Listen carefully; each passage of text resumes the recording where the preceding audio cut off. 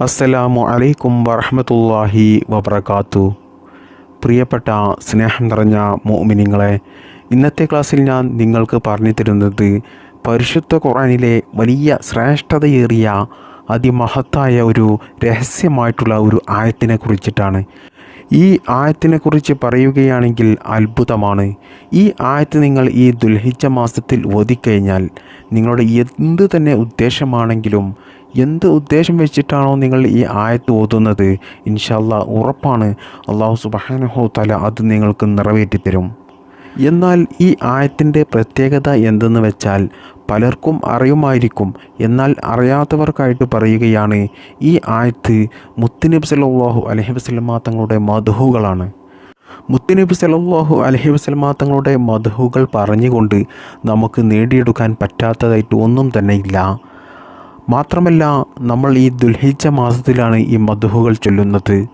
അതുമാത്രമല്ല, പരിശുദ്ധ ഖുർആനിലെ ഒരു പ്രധാനപ്പെട്ട മഹത്വമേറിയ ഒരു ആയത്താണ് ഇത്. അല്ലാഹു സുബ്ഹാനഹു തആല മുത്തുനബി സല്ലല്ലാഹു അലൈഹി വസല്ലമ തങ്ങളെക്കുറിച്ച് മദ്ഹുകൾ പറഞ്ഞ ഒരു ആയത്താണ് ഇത്. അതുകൊണ്ട് തന്നെ ഉറപ്പാണ് ഈ ആയത്ത് ഓതിക്കൊണ്ട് നമ്മൾ നമ്മുടെ എന്ത് ആഗ്രഹമായിക്കോട്ടെ, എന്ത് പ്രയാസമായിക്കോട്ടെ, അത് അള്ളാഹുവിനോട് പറഞ്ഞാൽ ഉറപ്പാണ് അല്ലാഹു സുബ്ഹാനഹു തആല അതിനൊരു തീരുമാനം കാണും. നിങ്ങളുടെ ദുആ അള്ളാഹു സ്വീകരിക്കും. നിങ്ങളുടെ എല്ലാ ആഗ്രഹങ്ങളും നിങ്ങൾ ഉദ്ദേശിച്ചതുപോലെ നിറവേറ്റിത്തരും. ഈ ആയത്തിൻ്റെ അനുഭവങ്ങൾ പറയുകയാണെങ്കിൽ എനിക്ക് തന്നെ അനുഭവമുണ്ട്. അതായത്, ഞങ്ങൾക്ക് എന്തെങ്കിലും പ്രയാസങ്ങൾ വരുന്ന സമയത്ത്, എന്തെങ്കിലും ആവശ്യങ്ങൾ നിറവേറി കിട്ടേണ്ട സമയത്ത്, അതുപോലെ സാമ്പത്തികമായിട്ട് പ്രയാസങ്ങൾ വരുന്ന സമയത്തൊക്കെ എനിക്ക് എൻ്റെ ഉസ്താദ്, എനിക്ക് എന്നല്ല ഞങ്ങൾക്കെല്ലാവർക്കും കൂടി പറഞ്ഞു തന്ന ഒരു ആയത്തായിരുന്നു ഇത്. നിങ്ങൾ ഇത് ചൊല്ലിയാൽ മതി എന്ന്.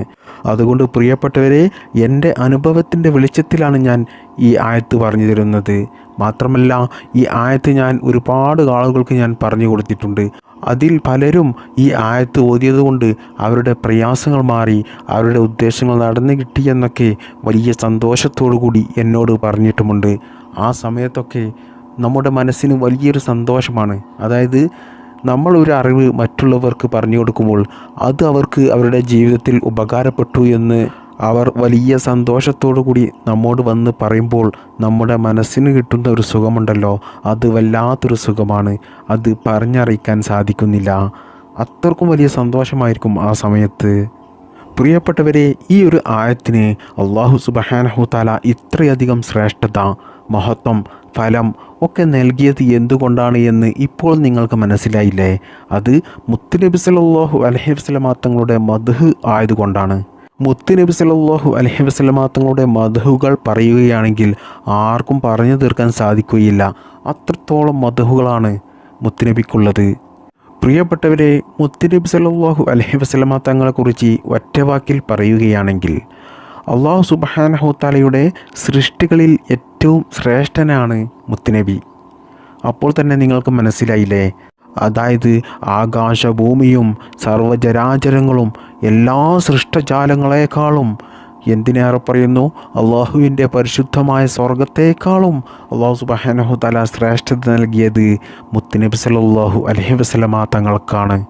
പിന്നെ എങ്ങനെയാണ് പ്രിയപ്പെട്ടവരെ നമുക്ക് മുത്തുനബി സല്ലല്ലാഹു അലൈഹി വസല്ലമ തങ്ങളുടെ മദ്ഹുകൾ പറഞ്ഞു തീർക്കാൻ സാധിക്കുക?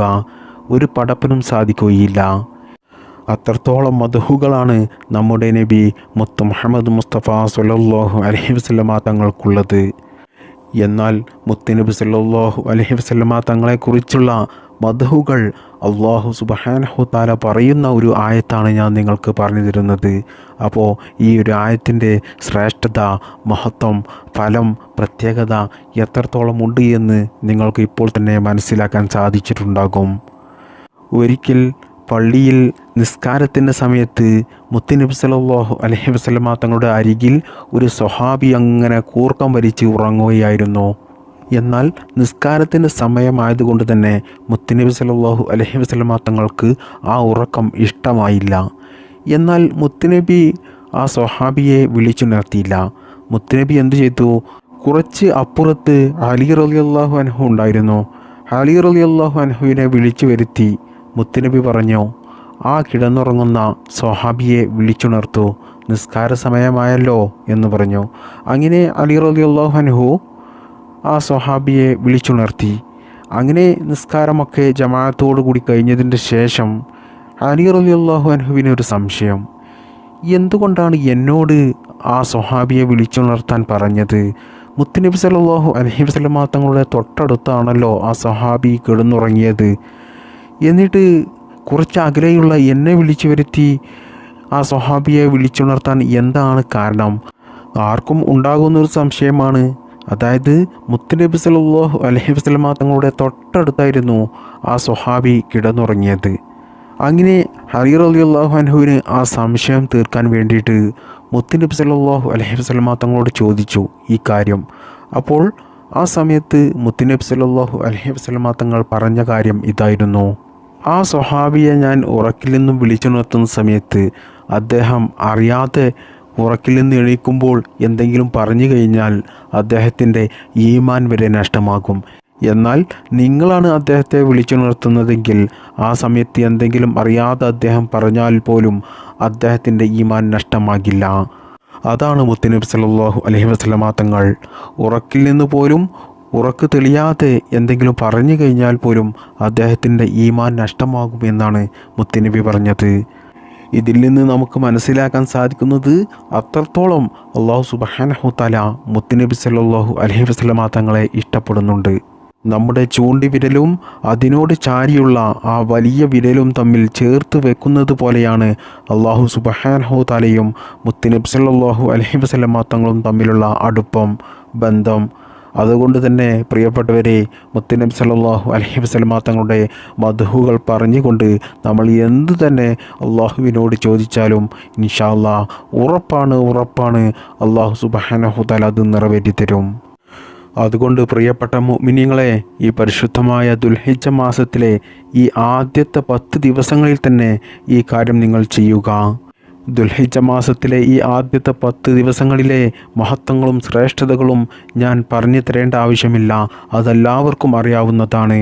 എന്നാലും ചെറിയ രൂപത്തിൽ ഒന്ന് പറഞ്ഞു തരാം.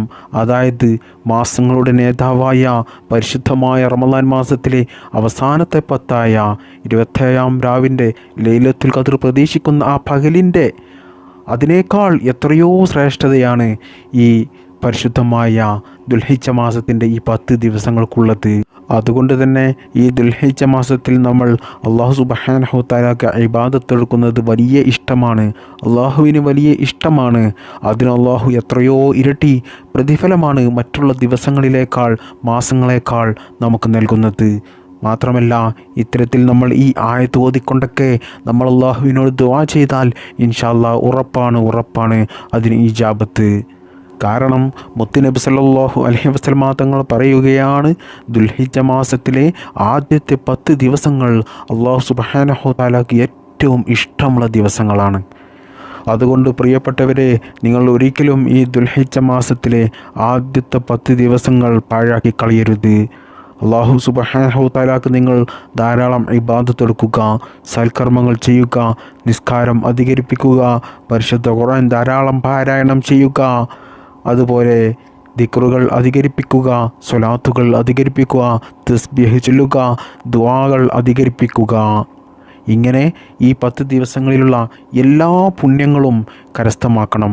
അല്ലാഹു സുബ്ഹാനഹു തആല ഈ ദുൽഹിജ്ജ മാസത്തിലെ ആദ്യ 10 ദിവസങ്ങളിലുള്ള എല്ലാ ഖൈറാത്തുകളും നമുക്കെല്ലാവർക്കും അല്ലാഹു നൽകുമാറാകട്ടെ. ഇനി പ്രിയപ്പെട്ടവരെ, മുത്തുനബി സല്ലല്ലാഹു അലൈഹി വസല്ലം തങ്ങളുടെ മദ്ഹുകൾ പറയുന്ന ആ ആയത്ത് ഞാൻ നിങ്ങൾക്ക് പറഞ്ഞു തരാം. അത് എങ്ങനെയാണ് ഓതേണ്ടത് എന്നും ഞാൻ പറഞ്ഞു തരാം. ഈ ആയത്ത് ചുരുക്കി പറയുകയാണെങ്കിൽ എല്ലാത്തിനും പരിഹാരമായിട്ടുള്ള ഒരു ആയത്താണ്.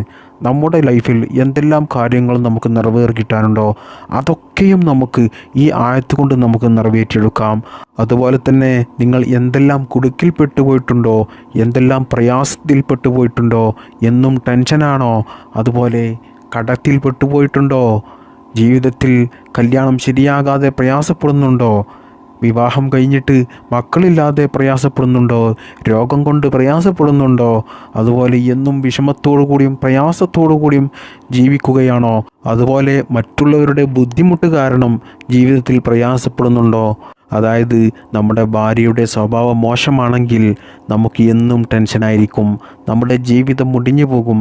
അതുപോലെ തന്നെ ഭർത്താവിൻ്റെ സ്വഭാവം മോശമാണെങ്കിൽ അവരുടെ പ്രവൃത്തി, അവരുടെ ആക്രമണം, അവരുടെ വഴക്ക്, അതുപോലെ എപ്പോഴും കുറ്റപ്പെടുത്തൽ, ഇതൊക്കെയും ഒരു ഭർത്താവിൽ നിന്നും ഒരു ഭാര്യയ്ക്ക് ലഭിക്കുകയാണെങ്കിൽ അവൾക്ക് അവളുടെ ജീവിതത്തിൽ എന്നും ടെൻഷനായിരിക്കും, ഒരു സമാധാനവും ഉണ്ടാകില്ല. അതുപോലെ തന്നെ മക്കളുടെ സ്വഭാവം മോശമായാൽ അത് മാതാപിതാക്കളുടെ ഉറക്കം കെടുത്തുന്ന ഒരു കാര്യമാണ്. അവർക്ക് എപ്പോഴും ടെൻഷനും വലിയ പ്രയാസവും അവരുടെ മനസ്സിൻ്റെ ഉള്ളിൽ കത്തിജ്വലിക്കുന്ന ഒരു കാര്യമാണ്. അതുപോലെ തന്നെ നമ്മുടെ സുഹൃത്തുക്കളുടെ ഇടയിൽ നിന്നുള്ള കളിയാക്കലുകൾ, പരിഹാസങ്ങൾ, ആക്രമണങ്ങൾ, അതുപോലെ അയൽവാസികളിൽ നിന്ന്, ഇവരിൽ നിന്നൊക്കെ നമുക്ക് സാമ്പത്തികമായിട്ടും മാനസികമായിട്ടും ശാരീരികമായിട്ടുമുള്ള പീഡനങ്ങൾ ഉണ്ടാകാം. അതുകൊണ്ട് തന്നെ നമുക്ക് വലിയ ടെൻഷൻ ഉണ്ടാകാം. എന്നാൽ നമുക്ക് നമ്മുടെ ചങ്ങാതിമാരെ, സുഹൃത്തുക്കളെയൊക്കെ നമുക്ക് മാറ്റി നിർത്താം. ആ ചങ്ങാത്തം അങ്ങ് ഒഴിവാക്കിയാൽ മതി, അതോടുകൂടി അത് തീരും. അതുപോലെ തന്നെ അയൽവാസികളിൽ നിന്നും നമ്മൾ മാറി നിന്നാൽ മതി. എന്നാൽ നമ്മുടെ ഭാര്യ അല്ലെങ്കിൽ നമ്മുടെ ഭർത്താവ്, നമ്മുടെ മക്കൾ, നമ്മുടെ മാതാപിതാക്കൾ, ഇവരെയൊന്നും നമുക്ക് ഒരിക്കലും ഒഴിവാക്കാൻ പറ്റില്ല. അവർ നമ്മുടെ കുടുംബത്തിലുള്ളവരാണ്, നമ്മുടെ ചോരയാണ്. അവരോടൊപ്പം എപ്പോഴും നമ്മൾ ജീവിക്കേണ്ടവരാണ്. എന്നാൽ അവരിൽ നിന്നും നമുക്ക് പ്രയാസങ്ങൾ ഉണ്ടാവുകയാണെങ്കിൽ, ടെൻഷൻ ഉണ്ടാവുകയാണെങ്കിൽ അത് വല്ലാത്തൊരു ബുദ്ധിമുട്ടാണ്. അങ്ങനെ പ്രയാസങ്ങൾ നിങ്ങൾക്ക് അനുഭവപ്പെടുന്നുണ്ടെങ്കിൽ പ്രിയപ്പെട്ടവരെ, ഞാൻ ഈ പറഞ്ഞു തരുന്ന ഈ ആയത്ത് നിങ്ങൾ ഈ ദുൽഹിജ്ജ മാസത്തിൽ ഞാൻ ഈ പറഞ്ഞു തരുന്ന രീതിയിൽ ഓതിയാൽ ഇൻഷാ അല്ലാഹ് ഉറപ്പാണ് ആ പ്രയാസങ്ങളെല്ലാം മാറി. അവർ നിങ്ങളെ ബുദ്ധിമുട്ടിക്കുന്നുണ്ടെങ്കിൽ അവർക്ക് നല്ലൊരു മനസ്സ്, സ്നേഹിക്കാനുള്ളൊരു മനസ്സ് അവർക്ക് അല്ലാഹു നൽകുകയും അതിലൂടെ നിങ്ങളുടെ കുടുംബം വലിയ സ്നേഹത്തിലും ഐക്യത്തിലുമാവുകയും ചെയ്യും. അതോടുകൂടി നിങ്ങളുടെ കുടുംബത്തിൽ ബറക്കത്തുണ്ടാകുകയും സന്തോഷവും സമാധാനവും മരണം വരെ നിലനിൽക്കുകയും ചെയ്യും. ഇനി ഞാൻ നിങ്ങൾക്ക് ആ ആയത്ത് പറഞ്ഞു തരാം. ഈ ആയത്ത് പരിശുദ്ധ ഖുർആനിലെ സൂറത്ത് തൗബയിലെ അവസാനത്തെ 2 ആയത്തുകളാണ്. ഈ ആയത്ത് ഓതുമ്പോൾ നിങ്ങൾ പ്രത്യേകം ശ്രദ്ധിക്കേണ്ടത് ബിസ്മി ഓതരുത്. ബിസ്മി ഓതൽ ഹറാമാണ്. ബിസ്മി ഒരിക്കലും ഓതരുത്. നിങ്ങൾ എന്ത് ചെയ്യുക, ഈ ആയത്ത് ഓതുന്ന സമയത്ത് അഊദു ഓതിക്കൊണ്ട് ഓതുക. അഊദു ബില്ലാഹി മിനശ് ശൈത്വാനിർ റജീം. ലഖദ് ജാഅകും റസൂലും മിൻ അൻഫുസികും അസീസുൻ അലൈഹി മാ അനിതും ഹരീസും അലൈക്കും ബിൽ മുഅ്മിനീന റഊഫുർ റഹീം. فإن تولوا فقل حسبي الله لا إله إلا هو عليه توكلت وهو رب العرش العظيم. ഈ ഒരു ആയത്താണ് ഓതേണ്ടത്. ഈ ഒരു ആയത്തിലൂടെ അല്ലാഹു സുബ്ഹാനഹു തആല മുത്തുനബി സല്ലല്ലാഹു അലൈഹി വസല്ലമ തങ്ങളുടെ മദ്ഹുകളാണ് പറയുന്നത്. ഈ ആയത്ത് നിങ്ങൾ ഈ പരിശുദ്ധമായ ദുൽഹിജ്ജ മാസത്തിലെ ഈ ആദ്യത്തെ 10 ദിവസങ്ങളിൽ ഏതെങ്കിലും ഒരു ദിവസം നിങ്ങൾ എന്ത് ചെയ്യുക, ഈ ആയത്ത് 7 പ്രാവശ്യം ഓതുക. എന്നതിന് ശേഷം നിങ്ങൾ അള്ളാഹുവിനോട് നിങ്ങളുടെ എന്ത് കാര്യമാണോ അത് പറഞ്ഞുകൊണ്ട് ദുആ ചെയ്യുക. ഈ ആയത്ത് നിങ്ങൾ ഓതുന്ന സമയത്ത് നിങ്ങൾക്ക് എന്ത് ഉദ്ദേശമാണോ നടന്നു കിട്ടേണ്ടത് ആ കാര്യം നിങ്ങൾ മനസ്സിൽ കരുതണം. എന്നിട്ട് നല്ല വിശ്വാസത്തോടു കൂടി എൻ്റെ റബ്ബ് എനിക്കത് നിറവേറ്റിത്തരും എന്നുള്ളൊരു ഉറച്ച വിശ്വാസത്തോടു കൂടി, നിയ്യത്തോടു കൂടി, നല്ല ഇഖ്ലാസോടു കൂടി, തജ്വീദോടു കൂടി, അക്ഷരത്തെറ്റില്ലാതെ ഈ ആയത്ത് നിങ്ങൾ 7 പ്രാവശ്യം ഓതി അള്ളാഹുവിനോട് ദുആ ചെയ്താൽ ഇൻഷാ അല്ലാഹ് ഉറപ്പാണ് നിങ്ങളുടെ എത്ര വലിയ മുറാദുകളാണെങ്കിലും അത് നിങ്ങൾക്ക് ഖൈറാണെങ്കിൽ അള്ളാഹു സുബ്ഹാനഹു തആല അത് നിങ്ങൾക്ക് നിറവേറ്റിത്തരുന്നതാണ്. ഈ ആയത്ത് നിങ്ങൾ 7 പ്രാവശ്യം സുബ്ഹി നിസ്കാര ശേഷം ഓതിക്കഴിഞ്ഞാൽ ആ ദിവസം നിങ്ങൾ മരണപ്പെടില്ല. ആ ദിവസം നിങ്ങൾക്ക് മരണമുണ്ടാകില്ല എന്നാണ് പറയുന്നത്. അതുപോലെ തന്നെ യാത്ര പോകുന്നതിൻ്റെ അല്പം മുമ്പാണ് ഈ ആയത്ത് നിങ്ങൾ 7 പ്രാവശ്യം ഓതുന്നതെങ്കിൽ ആ യാത്രയിൽ നിങ്ങൾക്കൊരു ബുദ്ധിമുട്ടോ ഒരു പ്രയാസമോ ഒരു അപകടങ്ങളോ മറ്റ് പ്രശ്നങ്ങളോ പ്രയാസങ്ങളോ ഒന്നും തന്നെ ഉണ്ടാകില്ല. നല്ല സന്തോഷത്തോടു കൂടിയും റാഹത്തോടു കൂടിയും ആ യാത്ര പോയി നിങ്ങൾക്ക് തിരിച്ചു വരാം. മാത്രമല്ല ആ യാത്രയിൽ നിങ്ങൾ എന്താണോ ഉദ്ദേശിച്ചത് ആ കാര്യങ്ങളെല്ലാം നിങ്ങൾക്ക് നല്ല ഹൈറായി, അത് നിങ്ങൾ ഉദ്ദേശിച്ചതിനേക്കാൾ ഭംഗിയായി അത് നിങ്ങൾക്ക് നിറവേറിക്കിട്ടും. ഇനി നിങ്ങൾ മഗ്‌രിബിന് ശേഷമാണ് ഈ ആയത്ത് ഓതുന്നതെങ്കിൽ മറ്റുള്ളവരുടെ നാക്കീറ്, കണ്ണീറ്, സിഹിറ്, കൂടോത്തരം, പൈശാചികം അതൊന്നും നിങ്ങൾക്ക് ഏൽക്കില്ല, അതൊന്നും നിങ്ങൾക്കുണ്ടാകില്ല, മറ്റുള്ളവർക്ക് അത് ചെയ്യാൻ തോന്നില്ല. അള്ളാഹു സുബ്ഹാനഹു തആല അവരെ അതിന് സമ്മതിക്കൂല. ഇനി ദിവസവും ആരെങ്കിലും ഒരാൾ ഈ ആയത്ത് 7 പ്രാവശ്യം പതിവായി ഓതിക്കഴിഞ്ഞാൽ അവൻ്റെ ജീവിതം മെച്ചപ്പെട്ടുകൊണ്ടേയിരിക്കും. അത് സാമ്പത്തികമായിട്ടും മാനസികമായിട്ടും ശാരീരികമായിട്ടുമൊക്കെ അവനക്ക് വലിയ ഉയർച്ചയായിരിക്കും. അവൻ തൊട്ടതെല്ലാം പൊന്നാകും. അവൻ തുടങ്ങുന്നതും അവൻ ചെയ്യാൻ ഉദ്ദേശിക്കുന്നതും ചെയ്യുന്നതും എല്ലാ മേഖലകളിലും അവനക്ക് വലിയ വിജയം മാത്രമേ ഉണ്ടാവുകയുള്ളൂ. തകർച്ച അള്ളാഹു സുബ്ഹാനഹു തആല അവനക്ക് നൽകില്ല. അതുകൊണ്ട് പ്രിയപ്പെട്ട മുഅ്മിനീങ്ങളെ, ഈ ദുൽഹിജ്ജ മാസത്തിലെ ഈ ആദ്യത്തെ 10 ദിവസങ്ങളിൽ നിങ്ങൾ മറക്കാതെ എല്ലാ ദിവസവും നിങ്ങൾ 7 പ്രാവശ്യം ഈ ആയത്ത് ഓതുക.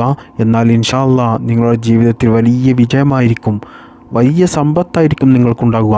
തൊട്ടതിലെല്ലാം നിങ്ങൾക്ക് വലിയ വിജയം, വലിയ പണക്കാരനാകും, സാമ്പത്തികമായിട്ട് വലിയ ഉയർച്ച ഉണ്ടാകും നിങ്ങൾക്ക്. മാത്രമല്ല പ്രിയപ്പെട്ടവരെ, നിങ്ങൾക്ക് കഴിയുമെങ്കിൽ ഈ ആയത്ത് നിങ്ങൾ എല്ലാ ദിവസവും 7 പ്രാവശ്യം പതിവായി ഓതുക. ചെറിയ 2 ആയത്തല്ലേ, പെട്ടെന്ന് ഓതി തീർക്കാൻ മാത്രമേ ഉള്ളൂ 7 പ്രാവശ്യം. എന്നാൽ അതുകൊണ്ട് നമുക്ക് ലഭിക്കുന്ന നേട്ടങ്ങളോ ചില്ലറയൊന്നുമല്ല. നമ്മുടെ ജീവിതം തന്നെ അത്ഭുത വിജയത്തിലേക്ക് എത്തിക്കും, ഉന്നത വിജയത്തിലേക്ക് എത്തിക്കും. സാമ്പത്തികമായിട്ടൊരു പ്രയാസം ഉണ്ടാകില്ല. മാത്രമല്ല എല്ലാ പ്രയാസങ്ങളും അല്ലാഹു മാറ്റിത്തരും. ജീവിതം സന്തോഷകരമാകും. നല്ല ഹൈറും ബർക്കത്തും റാഹത്തുമുള്ള കുടുംബജീവിതം അല്ലാഹു സുബ്ഹാനഹു തആല നമുക്ക് നൽകും.